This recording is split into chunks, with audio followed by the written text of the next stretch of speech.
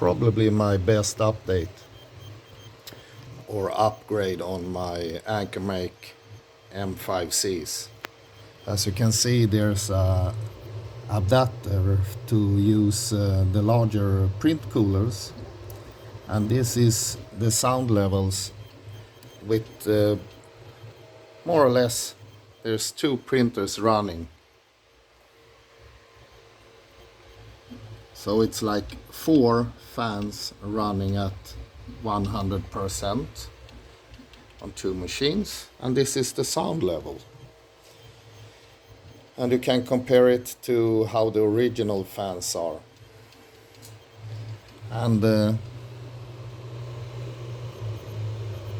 yeah, what can I say more than print quality, sound levels are just more or less great.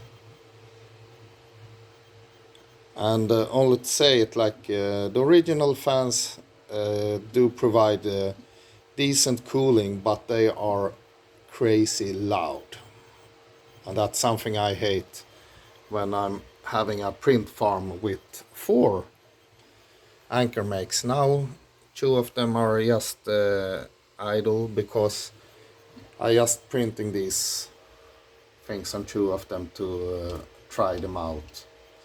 I bought some fun small spools of PLA, but I more or less just wanted to show these adapters I have designed, and they are on Cults 3D if you're interested in them. And these side covers are I made them only to be able to put them in a very small enclosure. So if you're not having it in a tight enclosure, you really don't need these ones. But here you can also see some of the anti-vibration legs I have on Cults.